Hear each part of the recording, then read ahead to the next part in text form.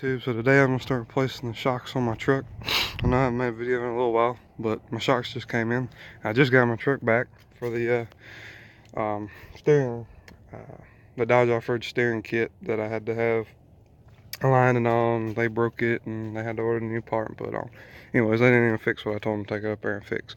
But I got my new Fox shocks in, and I only got them for the front because if I get the back ones, I can't put them on right now because of the lift height it'll be.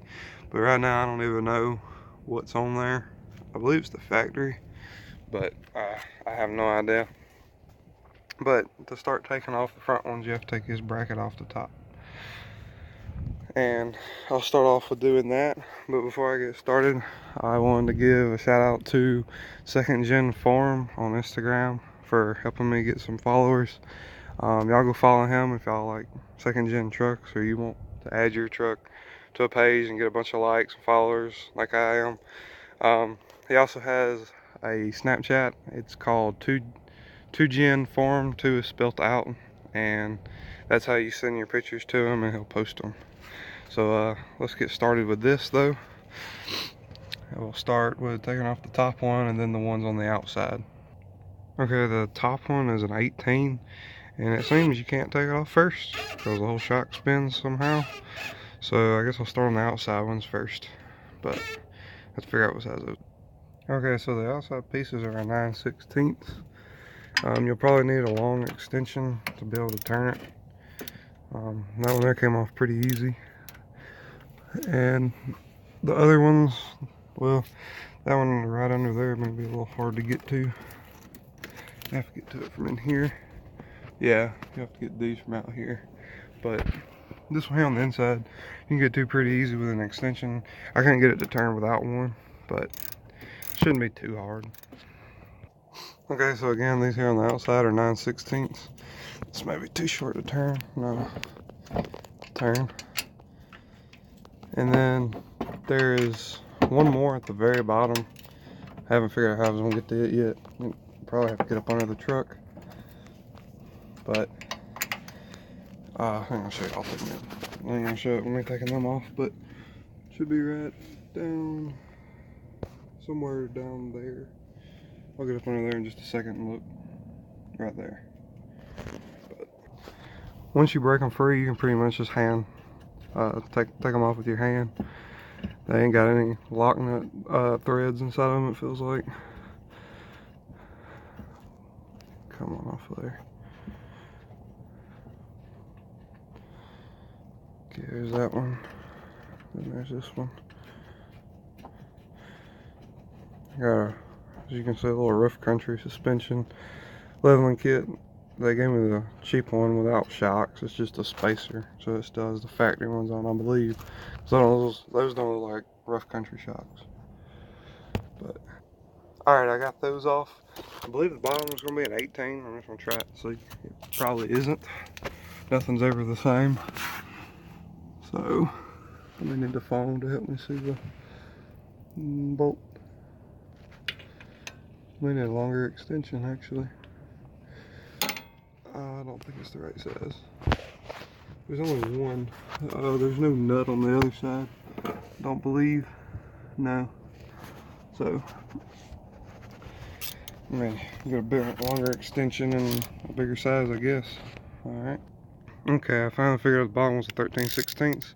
You'll need probably that much of an extension to get to it, or just a regular open-end box-in wrench. But I probably won't be able to hold the camera to take this off, but it's just right there, right up under the coil spring and all, and the sway bar. But from the way it looked, there's not something on the other side you got to hold too. There's my new steering kit. Finally, it's right. But I'll talk about that at the end of the video.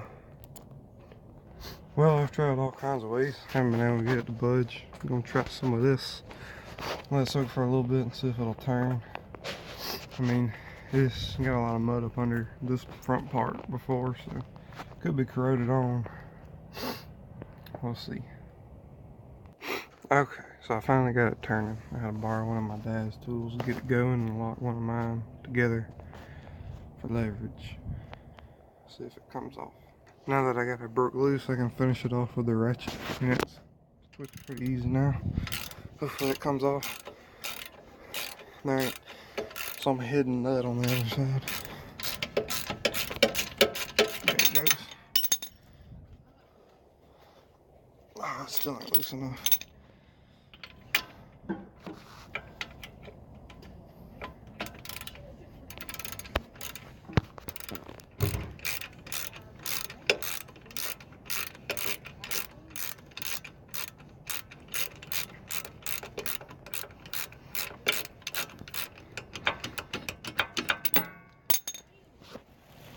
There we go.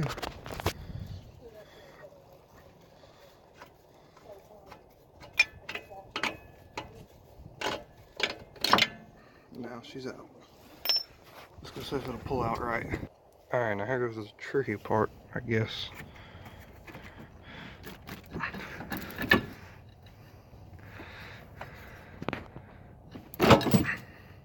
Uh-oh.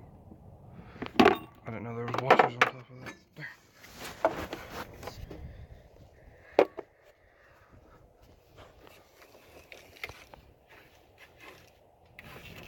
Okay.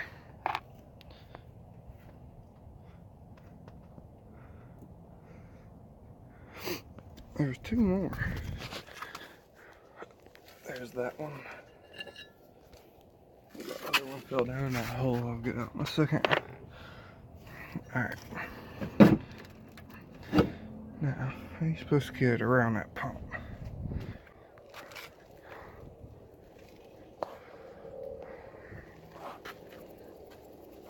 Let's see if you can see it from right here, because I'm going to have to need both hands to get this off.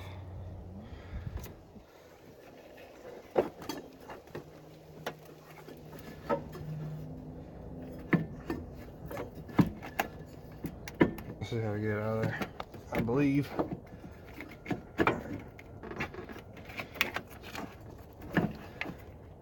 All these wires in the way.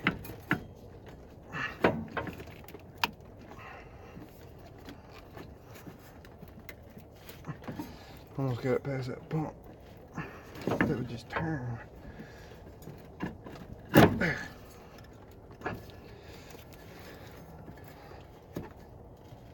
And turn again. If it will. Or maybe I need to go this way.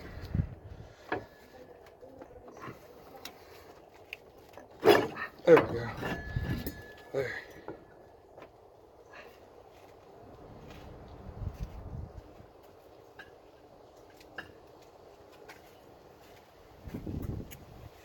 Get some rags, wipe this off real quick. Alright, now I got it off. So, see how you separate this, because the whole shock's wanting to spin when I try to take that off. But as you can see, it is the factory. So, it should ride a whole lot better. So, let me try and figure out how to get this off. Okay, so I got the other one off. I had to take a pair of China locks, squeeze the shock and turn it with a wrench. I got this one in, wasn't too hard. When you get new shocks, don't cut the little bands that are wrapped up on. It makes it really easy to get them in. So, let me go ahead. Okay, so my phone maxed out on video time again, and it took me and my dad to push down the shock, and I put the nut and lock washers in, and it actually wasn't that bad with two people. How outcome of it was. Looks pretty sweet. Hopefully it rides a lot better. But what I was saying in the other video about my steering kit and all, it's well worth the money, especially if you have Dodge Death Wobble a lot. I mean, all the Fox stuff isn't really necessary. It's just a fancy name of a Bilstein shock. There's no difference in between the two. But the problem I had with it was this bar will keep falling down. as you can see, I mean, it's got like a very small gap, but it doesn't hit. But when you lift it up to the 3-inch lift that they have, it all that should go away from what I've understood. And well, when I took it up there, this over here, this nut, the bolt is actually bent. They bent it and they couldn't get the nut all the way on it, so they just left it alone and didn't do anything with it. But they went over here and started working on this one and broke the whole bolt. So I had to wait a week to get it back for them to put the bolt on and fix it, and not even fix what I took it over there for them to fix. And they charged me $300 to put these little things in. That is exactly why I do not take my stuff to shops, because they either fuck up what you already have or they replace something stupid for a shit ton of money. They're also supposed to rotate and balance my tires. Good thing they didn't charge me, but they didn't do that either. If anybody's wondering, this Mike Patton, don't ever take your vehicles there if you live in LaGrange. But I'll finish up the video and do this side. So what is that? Is that supposed to be open like that? Whatever. I'll finish up this side tomorrow, which, I mean, it'll be the next part of this video. But I mean, the other side, it looks pretty clean now with the new shock and all. But I'll see you guys later.